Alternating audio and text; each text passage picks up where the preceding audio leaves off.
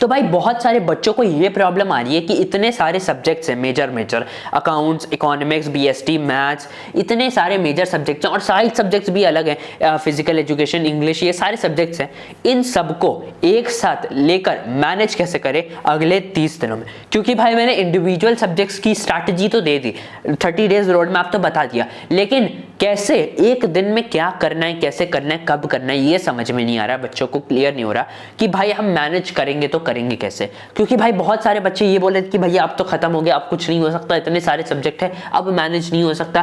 क्या 95% या अभी भी पॉसिबल है या नहीं है, मेरे को बता दो, मेरे को समझ में ही नहीं आ रहा कैसे करूं मैं इसको मैनेज। तो आज की इस वीडियो में हम इसी के बारे में बात करने वाले हैं। I am Akrit Kumar, student at Shri Ram college of commerce. Let's start the video. तो सबसे पहले तो हम बात करेंगे यहाँ पे कुछ एग्जाम डेट्स की, ताकि हमारे को पता है कि किन सब्जेक्ट्स को हमारे को प्रायोरिटी में चलाना है एंड किन सब्जेक्ट्स को थोड़ा स्लो भी रख सकते हैं।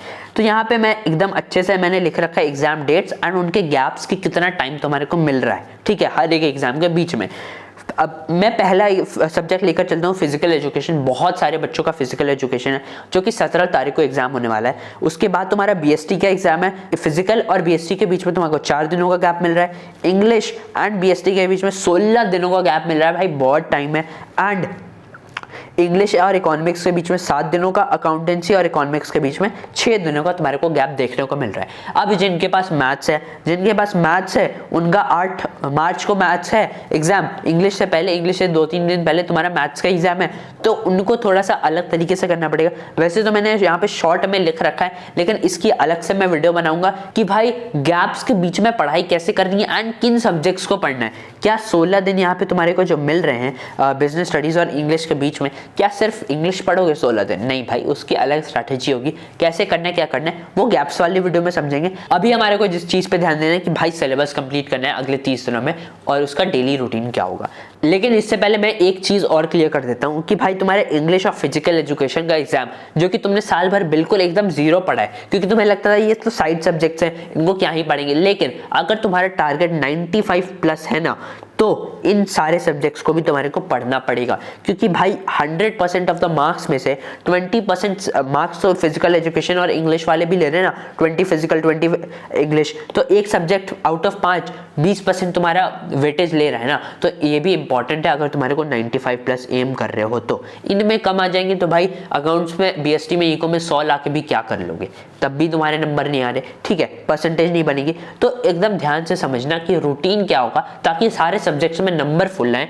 देखो यहाँ पे मैंने एक तुम्हारे साथ रूटीन शेयर कर रहा हूँ, ठीक है। इस रूटीन को मैंने, ये मेरा खुद का रूटीन है बट एक्चुअली थोड़ा मॉडिफाइड। जिन्होंने मेरा खुद का रूटीन देखा होगा वो इस वीडियो में देख सकते हैं कि मैंने क्या रूटीन फॉलो करा था, मेरा सीबीएसई का रूटीन क्या था, वो उस रूटीन वाले वीडियो में देख सकते हैं। लेकिन आज का वाला जो रूटीन है वो थोड़ा सा मॉडिफाइड होगा, थोड़ा सा चेंज्ड है, ठीक है, ताकि तुम अडेप्ट कर पाओ इजिली, तुम्हारे लिए इजिली अडेप्टेबल है। वरना भाई उस रूटीन में मैं 5-6 बजे उठता था, अगर अब तुम लेट उठ रहे हो तो भाई इतना जल्दी चेंज नहीं आएगा तुम्हारे में, इसीलिए हम थोड़ा सा ईजी लेकर चलने वाले हैं। देखो इस रूटीन में क्या होने वाला है, तुम 8 बजे जब उठते हो उससे 12 बजे तक के बीच में तुम्हारे को 3 घंटे की पढ़ाई करनी है। भाई मैं पहले ही बता रहा हूं, अगर तुम मेरे को अगले 30 दिनों तक डेडिकेशन, टाइम और तुम्हारा डिसिप्लिन दे दोगे ना, तुम्हारे को 95 प्लस फोड़ने से कोई नहीं रोक सकता है। बस मेरे को ये 3 चीज चाहिए तुम्हारे। उसके लिए क्या करना है भाई, तुम्हारे को 3 घंटे पढ़ाई करनी है अकाउंट्स की, ठीक है। सबसे पहले सुबह को हार्ड सब्जेक्ट करके हटा देंगे, ताकि दिन भर टेंशन ना हो कि भाई अकाउंट्स बाकी है, नहीं, अकाउंट्स को कर लेना है। इस समय अकाउंट्स में क्या पढ़ना है एग्जैक्टली उस दिन, वो सारी चीजें मैंने 30 डेज वाले रूटीन में दे रखा है, 30 डे रोड मैप में। उसका पीडीएफ तुम्हारे को मोबाइल ऐप पे मिल जाएगा, मोबाइल ऐप लिंक डिस्क्रिप्शन में, ठीक है।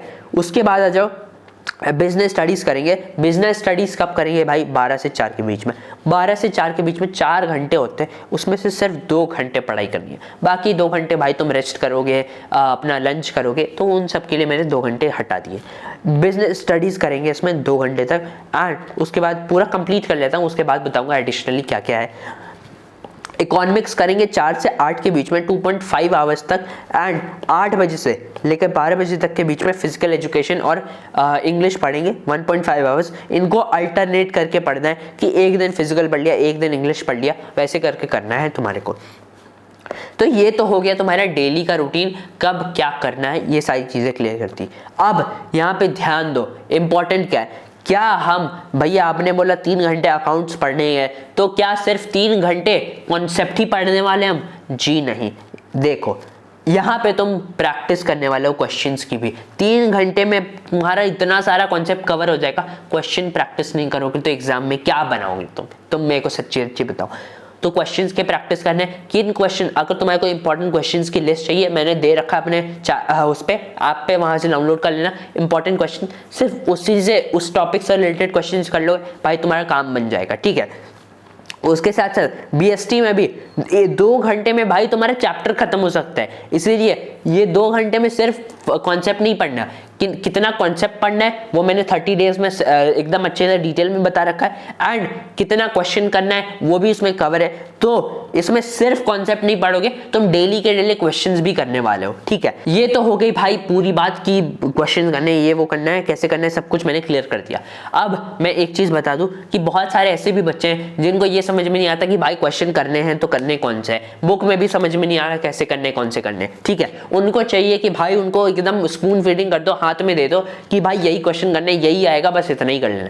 तो उनके लिए भाई मैंने एक डोमिनेट सीबीएसई प्लस सीयूईटी का बैच रखा है अपने मोबाइल ऐप पे, ठीक है। इसमें तुम्हारे को सीबीएसई वाले बच्चे हैं उनके लिए है ये बैच। सीबीएसई में तुम्हारे को क्या मिलेगा इस बैच में, ध्यान से देखना। डीपीपीज मिल जाएंगी, अकाउंट्स की, इको की एंड बीएसटी की, तीनों की। डीपीपीज मतलब होता है डेली प्रैक्टिस क्वेश्चन। तुम्हारे को according to my 30 days routine तुम्हारे को डेली के क्वेश्चंस मिलेंगे कि भाई इस दिन तुम्हारे को ये क्वेश्चन करना है, इस दिन तुम्हारे को ये क्वेश्चन करना है। एकदम लिमिटेड अमाउंट ऑफ क्वेश्चंस होंगे, बस एक दिन में उतना ही करना है और कुछ भी नहीं करना।